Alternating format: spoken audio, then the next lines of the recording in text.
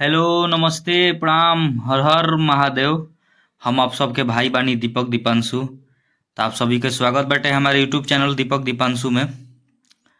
तो रउआ लोग कैसन बानी? आशा ना पूर्ण विश्वास करतनी कि आप लोग एकदम ठीक होखम और एकदम ठीक रही, मस्त रही, स्वस्थ रही जा। खूब आप लोग मेहनत करी और आगे बढ़ी। तो आज हम रोज सब खातिर लेकर के आइल बानी, बहुत ही एकदम अच्छा मैटर बाटे। रंगदारी सॉन्ग बा। तो हमारा आशा ना पूर्ण विश्वास बा कि रोज सबके ई गाना ई वीडियो पसंद आई। तो आप लोग बता दे बोल चाहता नहीं कि तर्ज बटे कातिल अभी जवन एक भाई के गाना हिट भई रहा, अमित स्टार कुछ करके बड़ान भाई, उनकरे गाना पर ही गाना लिखले बनी रंगदारी सॉन्ग 2024 हिट सॉन्ग। बहुत ही एकदम जबरदस्त मैटर बटे। तो रो सब वीडियो में बनल रही जा, एकदम फुल सॉन्ग बटे। अच्छा लगे तो प्लीज रो सब अपने भाई के सपोर्ट और इस चैनल के सपोर्ट आप सब जरूर करब जा। जैसे अपने भाई दीपक दीपांशु के और इस चैनल के आप लोग जितना प्यार और आशीर्वाद देनी जा, आप सब बहुत देख करके मन एकदम गदगद रहेला। तो प्लीज आप सब यह वीडियो को भी आप लोग ज़्यादा से ज़्यादा सपोर्ट करब जा। अच्छा लगी तो लाइक शेयर कमेंट आप लोग जरूर करब जा। काहे कि रो सबके मेहनत, रोज सब खातिर मेहनत करना भी है। तो प्लीज़ रोज सबसे आग्रह बा, विनती बा कि हमारी वीडियो अच्छा लगी तो अपन एक एक प्यारा सा कमेंट और एक एक प्यारा सा लाइक आप लोग अपने भाई के लिए जरूर करब जा, जरूर देव जा। अपन प्यार और आशीर्वाद अपने भाई पर बनैले रही जा और इस चैनल पर। और जो भी भाई अभी तक इस चैनल के प्लीज़ आप लोग सब्सक्राइब करके बेल आइकन प्रेस कर ली, ताकि जो भी वीडियो लेकर के नोटिफिकेशन आप सबके पास पहुंचे, ताकि आप सब उस वीडियो को देख सकी जा। और अच्छा लगे तो गा भी सकत नहीं जा।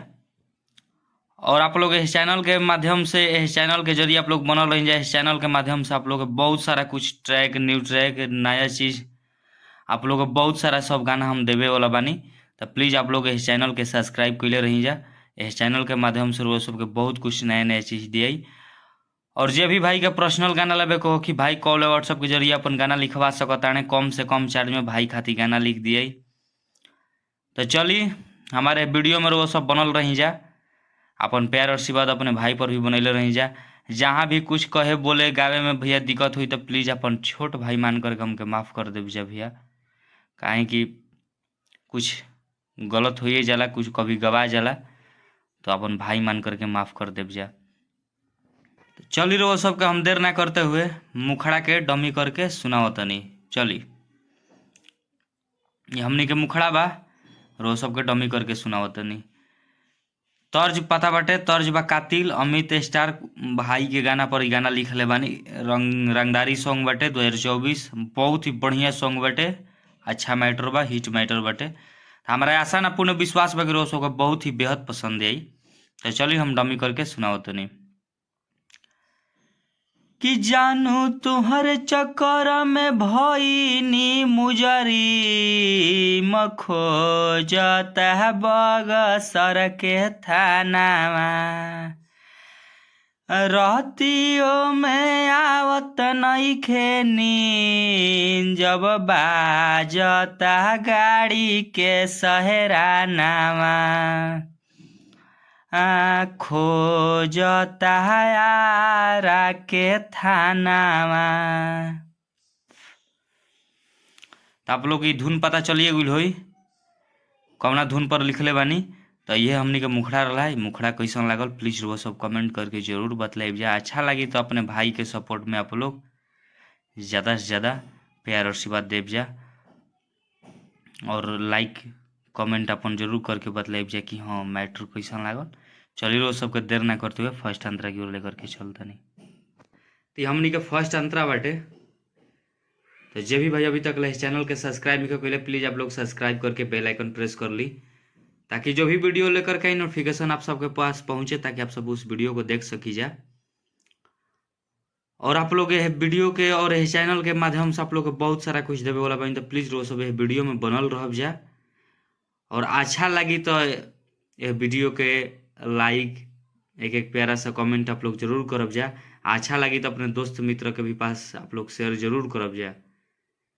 तो चलिए आप लोग वीडियो में बनल रही। जे भी भाई के सॉन्ग लेवे कोई भाई अपन गाना लिखवा सकता है पर्सनल सॉन्ग। तो चलिए रो सबके देर ना करते हुए हम डमी करके सुनावतनी। फर्स्ट अंतरा बाटे, फर्स्ट अंतरा के डमी करतनी। हम नाही जननी हो खबे ये ताना धोखे बाजरे, तोरा समझनी चिरई कल गोइले ते बाजरे। जहाँ दू बाटे हो दू बार बा। हम नाही जननी हो खबे ये ताना धोखे बाजरे, तोरा समझनी चिरई कल गोइले ते बाजरे।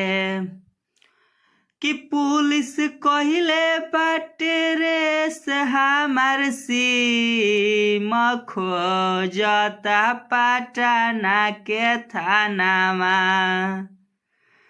अरे खोजता नवादा के थानामा। हमारी फर्स्ट अंतरा रहा। रो सबके कैसा लागल प्लीज आप लोग जरूर बतलाइब जा, कमेंट करके अपने भाई के आप लोग जरूर सपोर्ट करब जा, बताइब जा कि हाँ कैसन लागल, कैसन लिखले बानी, कैसन मेहनत कैले बानी।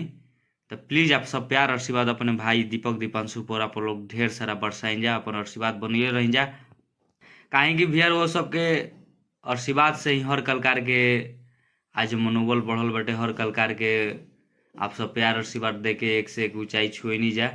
तो रो सबके प्यार आशीर्वाद के बिना हर कलाकार के जिंदगी अधूरा रहेला। तो प्लीज आप लोग अपने भाई के सपोर्ट करी जा, अपने भाई पर, अपने भाई के आप लोग ज़्यादा से ज़्यादा प्यार आशीर्वाद दी जा। चली सेकंड अंतरा की ओर लेकर के चलतनी। तो ये हमनी के सेकंड अंतरा बाटे। तो जे भी भाई ये गाना के गावल चाहता है भाई, अपन मित्र साथी दोस्त केहू के नाम रख के गा सकत है, कोनो दिक्कत नहीं है। तो हमनी के सेकंड अंतरा बाटे। जे भी भाई के वीडियो पसंद आई, गाना अच्छा लगी, तो प्लीज आप लोग अपने भाई के लिए अपन प्यार आशीर्वाद जरूर देहब जा। कमेंट करके जरूर बतलावे के बा कि हाँ भाई गाना कैसन लिखले बड़ा। तो जे भी भाई अभी तक अपन इस चैनल के सब्सक्राइब नहीं कैले, प्लीज आप लोग सब्सक्राइब कर ली, बेल आइकन प्रेस कर ली। आ जेकरा भी पर्सनल गाना लिखवावे को होई हमसे, अपन भाई गाना लिखवा सकता है कम से कम चार्ज में। तो जो सबके प्यार आशीर्वाद के बिना भैया हर कलाकार के जिंदगी अधूरा रहेला। तो प्लीज अपने भाई के भी आप लोग मनसा पूरा करी, आप लोग सपोर्ट करी जा। और वो सब खातिर दिन दुगुना रात चौगुना करके हम खड़ा बानी। और वह सब के कहीं दिक्कत कुछ भी कोनो भी काम होके हमरा से म्यूजिक लेकर के गाना से जो कुछ भी काम होके प्लीज़ आप लोग हमसे कांटेक्ट कर सकतनी जा। हमार नंबर स्क्रीन पर भी रहेला और डिस्क्रिप्शन बॉक्स में भी आप लोग के नंबर हमार मिल जाई। हमार व्हाट्सअप और कॉलिंग नंबर ये दोनों है। तो जे भी भाई के पर्सनल गाना ला भी लेवे के हुई, भाई कॉल व्हाट्सअप के जरिए अपन संपर्क करके गाना लिखवा सकता रहे पर्सनल सॉन्ग। तो चली रहो सबके हम देर ना करते हुए सेकेंड अंतरा के हम डमी करके सुनावत नहीं। अरे रहत रही सहरा दम सहती सवितारी भेष में, देले फसाईते बलात्कारी वाला केस में। दोबार बा। रहत रही हरदम सती सवितारी वाला भेष में, देले फसाईते बलात्कारी वाला केस में। कि दीपक प्रीतम के रहे नायकी न खोजता से खपुरा के थानावा, रोज खोजता नवादा के थानावा। दोबारा ला। हमारे लिखल गाना रहो सबका कैसा लागल प्लीज आप लोग कमेंट करके जरूर बतलाइब जाए कि हाँ भाई गाना कैसन लिखल है बड़ा, कैसन मेहनत कैले बानी। आप लोग के लिए आप लोग जरूर कमेंट करके बतलाइब जाए कि हाँ मैटर कैसन लागल। अब भैया गावे कहे में कुछ भी थोड़ा सा दिक्कत होला तो प्लीज़ अपन छोट भाई मान करके माफ़ कर देनी भैया, काहे कि थोड़ा बोले में भी गावे में भी थोड़ा सा धुन एनो इधर उधर हो जाला। तो प्लीज़ अपन छोट भाई मान करके माफ़ कर देनी। और जो भी भाई का हमसे पर्सनल गाना लेवे को हो कि भाई कॉल व्हाट्सअप के जरिए अपन गाना लिखवा सकता है कम से कम चार्ज में, तो चलिए नेक्स्ट सॉन्ग के लिए टाटा बाय बाय, जय हिंद, जय भारत, जय हो भोजपुरी समाज, जय माँ सरस्वती।